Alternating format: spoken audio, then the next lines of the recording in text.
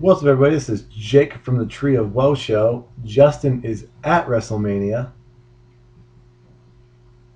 Yeah, I'm envious. I'm envious.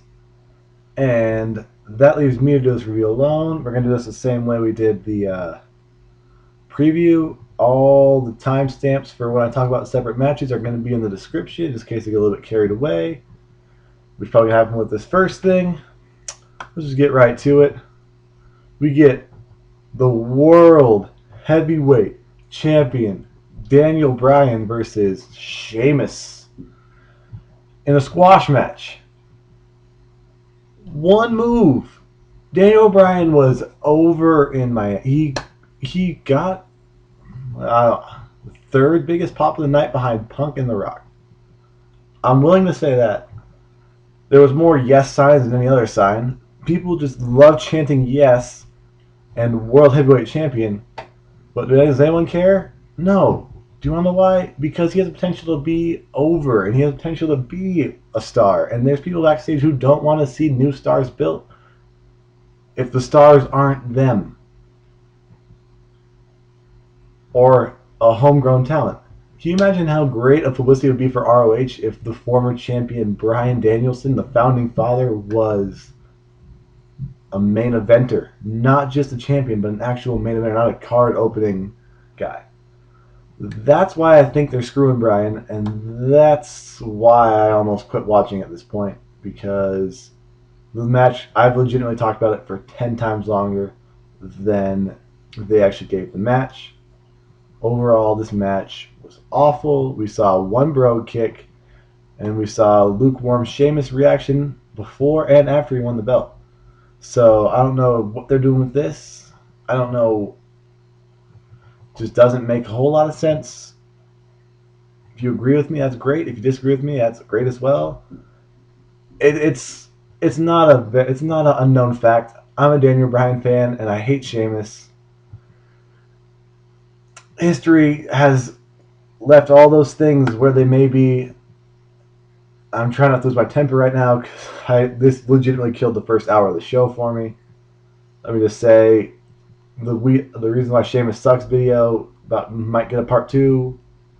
Anyway, I'm gonna get carried away. I'm gonna go on to the next match. Oh yeah, it was 18 seconds long, and I've given this like 2 minutes talking about it, so I feel like that's not the smartest thing to do. But it's all right. I'll talk for 8 minutes about Deadliest Catch ad, to keep the same sort of ratio going. I won't. Don't get the mouse off the X button. I'm not really gonna do that. But the next match we had was Orton versus Kane, which surprisingly not very good, because I expected it to be not bad because they both have a lot of experience, but it really didn't do a whole lot for anybody. Kane won. Orton went for the punt and didn't go for it, so it kind of furthered that. And there was 2 choke slams from Kane, which started a really weird trend where they had a whole lot of false finishers the entire night. I guess your finishing move doesn't mean finishing anymore. I don't want to get too carried away with that either. But Kane won. Where they go with this, I don't know. Maybe they're trying to get more people to watch SmackDown, and this is not the right way to do it by having Sheamus win in 3 seconds and not showcase anything, and have Kane go over Orton, who is one of your biggest stars. Don't know what that's doing. Kane not getting heat anyway. He didn't get heat when he came back and feuded against Cena. He's not getting heat. He's not getting heat for this. He had nothing to heel status in this. It's just so maybe this will go on to something. I don't know. We got a backstage segment with Santino and Mick Foley. Ron Simmons just said, "Damn," it was about Deadliest Catch. I like Deadliest Catch. Can't complain about it. Have I really watched since Captain Phil died? No, I really haven't. That kind of hurt a little bit. I'm not going to go. Let me just go. Well, Captain Phil was the homie, man. Repping Seattle. Repping all of that. Cornelia and Marie was my ship. Once he got sick and died, the show lost a little bit of appeal. But that was God's way of getting me off Deadliest Catch and on to a different television show. And, all right. That was a little bit of break, so I can talk about this next match, which was the Big Show versus Cody Rhodes. In the third match in a row that caused me to shake my head profusely. Big Show. Somebody who is going to get a reaction because he is ridiculously tall and he has won every single belt. So you have a young star in Cody Rhodes versus a guy who is always going to have his gimmick of being really big. It's always going to be over because of it. What do? You let them go in a not very good match. Don't showcase a whole lot of Rhodes' abilities because he can't, because his Big Show is freaking huge. Have Rhodes hit his setup move, the Beautiful Disaster, which is basically a finisher, and then Big Show doesn't even fall down. He sat there and took it and said, "Ooh, punch." WMD 1, 2, 3. Also, Rhodes got speared in the nuts, but Big Show is the Big Show, and the Big Show does what the Big Show does. Respect for the Big Show. Not really. This match was an opportunity to get Rhodes over and kind of further the whole Big Show thing. Maybe you get more of an edge to the Big Show to where he's really mad. But not today, I guess. Next up, we got the Divas match. And the Divas, which were Eve and Beth Phoenix. Beth Phoenix, your Divas champ, comes out to Eve's music. Think about that. Your Divas champ comes out to a different Divas music.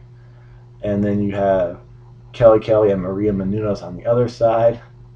And Justin King saving the day, bringing back my mood to where it should be.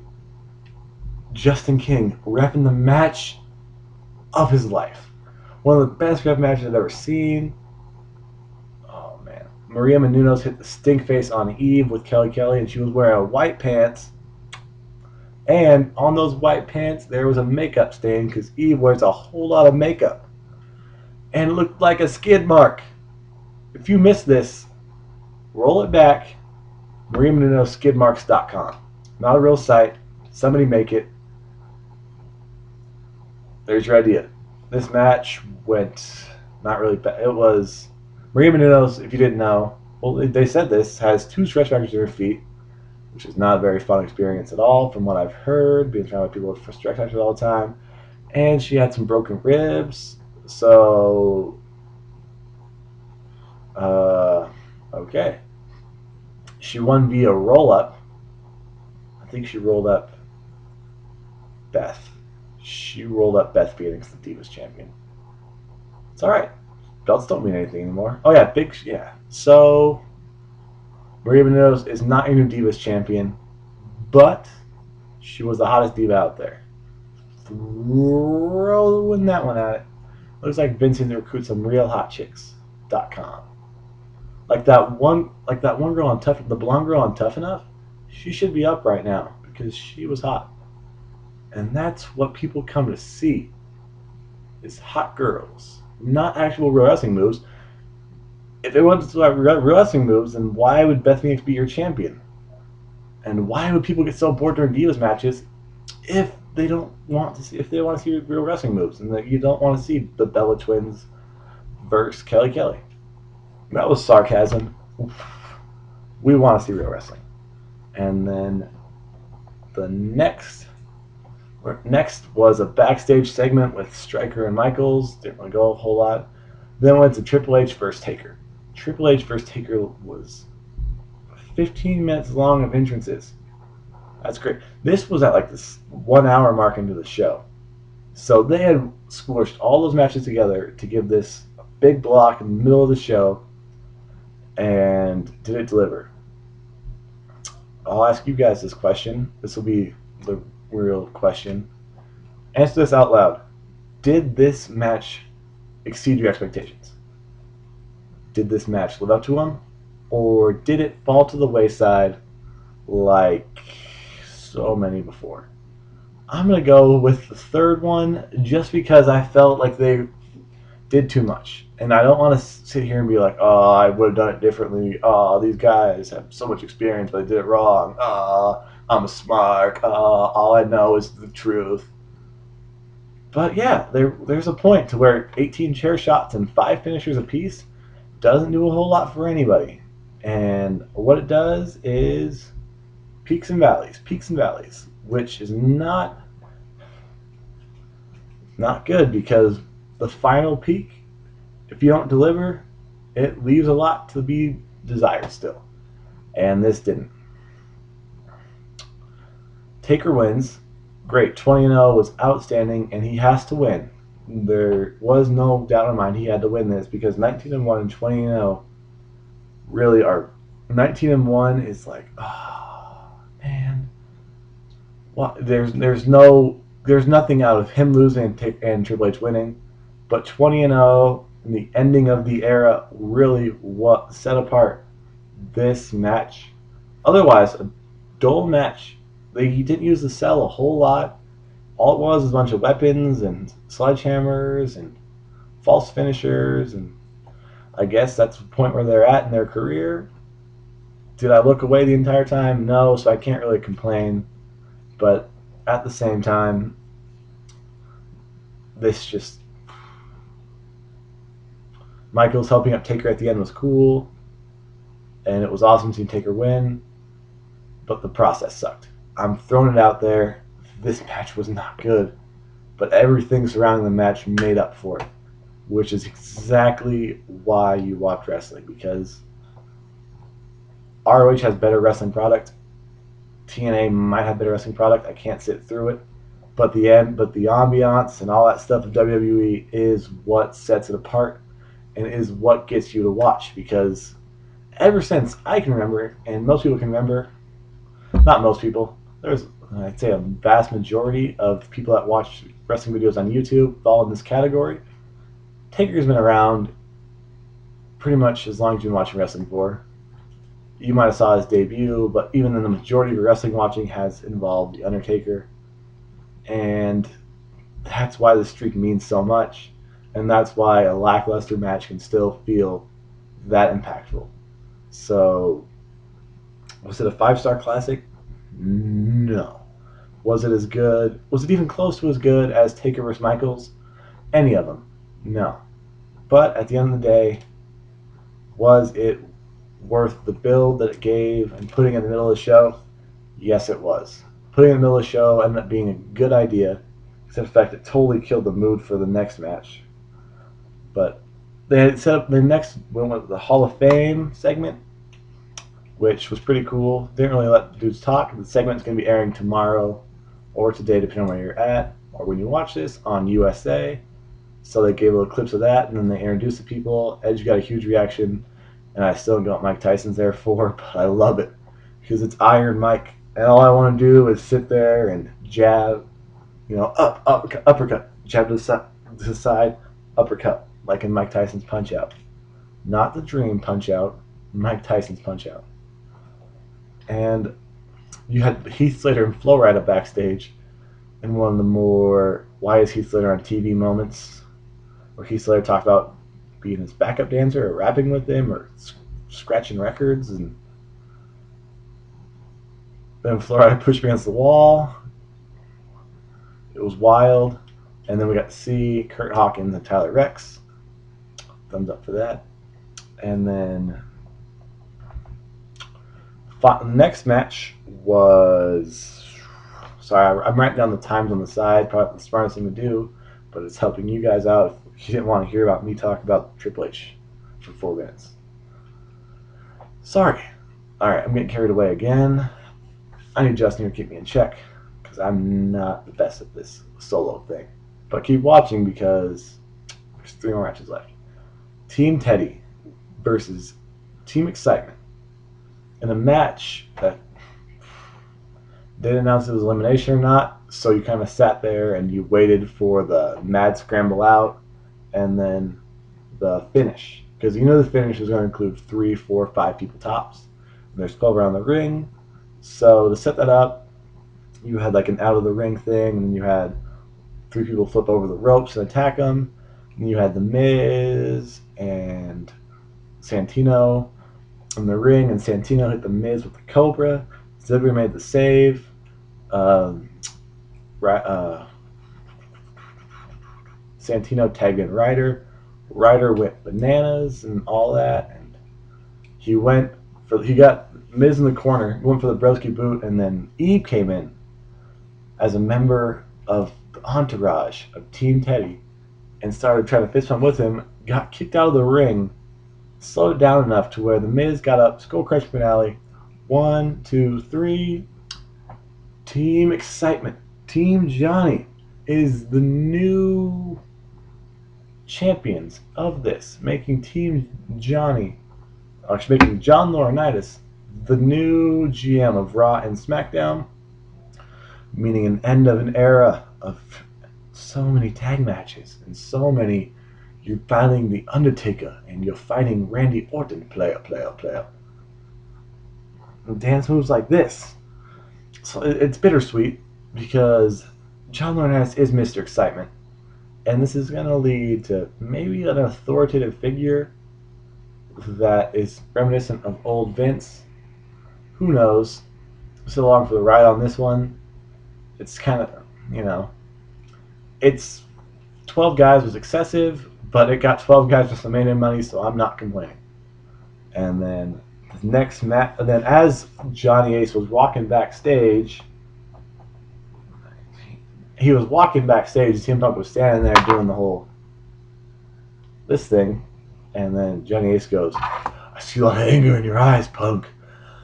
What I'm gonna do is I'm gonna make it so if you get DQ'd, you lose the title," which is a stipulation that would have been cool if it would have been announced anywhere between right before, because it kind of changed the story a little bit. It wasn't just about the personal grudge and about the title. It was, oh, now Punk has anger issues, and if he takes out his anger issues, then it looks like Jericho's winner. They could have said this on last Monday when he was beating the shit out of Christian, but they didn't. They waited until now, making it kind of impactful. Not a whole lot though, but this match made this card worth it. Whole lot of moves, a whole lot of psychology, whole lot. It starts off with the great storytelling of Jericho and Punk, where Jericho's trying to get Punk to come at him and almost get DQ'd and try to get DQ'd so that way Jericho gets the belt, which in effect also takes Jericho out of his game because he's getting beat up so much, and then Punk almost gets there, he doesn't go over the edge, and then they go back and forth more. You see Jericho attacking the midsection of Punk, he kept weakening, and then as opposed to every other match on this card, you saw things happening on the mat. And I have no problem saying that looking back through the cards because none of us had mat. This was the only mat-based wrestling. They had a submission sequence at the end, which was outstanding. They went back and forth between the walls of Jericho, Punk getting to the ropes and all that, and the Anaconda Vice and Jericho rolling through. And then Punk eventually won with the Anaconda Vice. I know a lot of people out there are like, oh, why bring back Jericho if he's just going to come back and lose to Punk? Well, this is the win that Punk needed in the semi-main event. It sets up, Punk versus Jericho again, because it wasn't as decisive as it was. There was points where Jericho almost won. There was a code breaker where he caught Punk off the top rope. So you can parlay it and you can be like, oh, well, here, we'll throw this match at you again, because Jericho's going to have a different edge this time. So you can do that at Extreme Rules in Chicago, where you can have Punk go over completely clean with the GTS, and then it's over. And then you can send Jericho wherever, and you have Punk as a superstar. But do I think they do that? I lost a lot of faith. At the end of the day, though, I'll accept this for what it was, and that was an outstanding match. And it solidified the fact that Punk and Jericho are two of the best to ever step in the ring. Throwing it out there, Jericho has already cemented it through his career. You can't argue that one. And Punk. Oh, sorry. Updates on my phone going. Almost. But Punk's up there too. And a lot of people don't like Punk. Not a lot of people. Most people watching this do like Punk. I'll say 80%. It's probably the 20%. I kind of want to know why. I'm not trying to be antagonistic. I'm really just trying to figure it out. I'm not trying to be like, oh, you're such a why are you even on the internet if you don't like Punk? You just don't get it, man. He's the anti-hero, and I'm not trying to be that guy, but at the same time, I'm trying to see where you're coming from. So either inbox that if you don't want to make it public that you don't like Punk, or comment on there, and hopefully I'll get back to you. I don't know how Justin comments to every single person that comments back. He's got the heart of a lion. And then speaking of heart of a lion, not at all. Brodus Clay comes out, and his mama and her bridge club have a dance session. This went 4 or 5 times, I'll say 8 times longer than Daniel Bryan's match went. Do we need to see this? Maybe if they're going to do something with Brodus Clay later on. I don't see him doing anything with Brodus Clay for a while, worth any value over your world heavyweight champion. So, I don't know. There's a lot of stuff where you could scrap, a lot of empty time where you could have put on that first match. But, at the end of the day, it was Brodus Clay. Brodus Clay is pretty cool. He lost a lot of momentum when Vince pulled the rug out from underneath him, but that wasn't his fault. I'll stay strong, Brodus Clay. Stay strong, brother. You'll get your shine someday. You were the second to last thing on the main event of WrestleMania, so you have that going for you. And finally, you have The Rock versus Cena. And The Rock versus Cena, timestamps again. Bad idea. Anyway, The Rock versus Cena has so much more of a buzz than any of these matches really had. Because Taker versus Triple H was like, oh, okay, yeah, okay, this is pretty awesome. The streak versus this, yeah. At the same time, you're like, oh, they're going to screw him over. Well, Taker can't lose and all that. This one could have went either way. And this match really proved it. Machine Gun Kelly played out John Cena. And John Cena came out, mixed reaction, what you expect. New shirt is green. Not sure how I feel about that.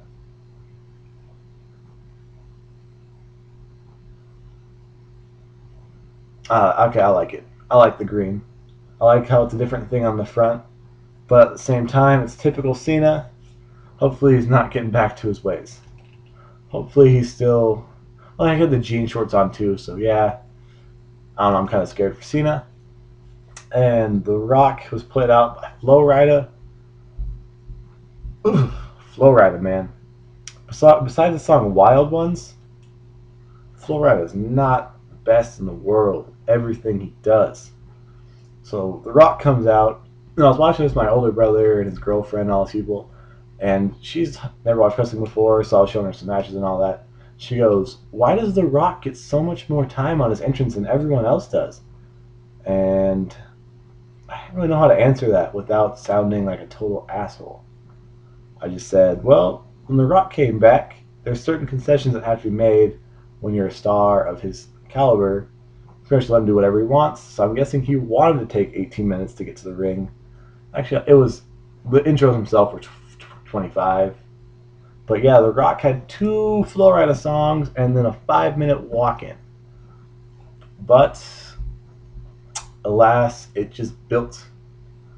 It was able to build because it wasn't like super excitement then. And then they let the match build. And this was a typical Rock main event where you see a whole lot of, with punches being thrown, the crowd really getting into it, and surge, peak valley, but not like Triple H ones where it's like he's sitting with a chair and they're trying to say too much at the same time. It's just like more of a struggle, and then The Rock's down here, and the ending, and there was like 2 rock bottoms and 2 attitude adjustments and some STFs and some sharpshooters and all that stuff that happened before this. making it so those finishers are now oh so useless. But John Cena goes for the people's elbow. And if you know anything about Rock fans, or anything about people who hate Cena, that'll get you heat, and that's exactly what he needs. The streets need that fire. He comes off, goes for the people's elbow. The Rock pops up, hits him with the rock bottom. 1, 2, 3. Crowd goes wild, and that's the end. Show ends, I'm standing there. And overall, how do I feel about this pay-per-view? From an overall perspective, it sucked. I don't want to be that guy. But yeah, it wasn't the best. Because really, looking through the matches, and there was what? 8 on the card. And we can't really say 8. One lasted 18 seconds. And one was a Divas match, and one was a 12-man tag. So there was really 5 matches on there that were high-quality wrestling matches. In theory, Big Show 1 sucked. Orton 1 sucked. Triple H 1, I will give half in each. But yeah, so 50% success rate. I'll say 60%. I'll say that the 3 of them were good. So you have 5 real matches, 60% success rate. I spent $65 on this thing, man. Should have just downloaded it illegally. Tell me what you thought about this, and answer those other random questions I've thrown in there. Don't just ignore those. Unless you already ignored them, then don't go back and do that. Actually, leave a comment. Click subscribe. Just click subscribe for one thing. Justin was actually there. He had really good seats, and he had some crazy stories about the Wrestlemania experience where he met some dudes, got some backstage stuff going on, and yeah. Subscribe alone to hear him tell those stories. I promise I won't do a whole lot of these by myself. It's kind of nerve-wracking, and I kind of get long-winded. Let's get this under 27 minutes. Like this video, please. Let's get it so it's not like every other video I make where people go in there and note to Justin and just blow it out of the water. That does no good for anybody. But subscribe so that way you can listen to Justin. He's going to make a video when he gets back on his WrestleMania experience.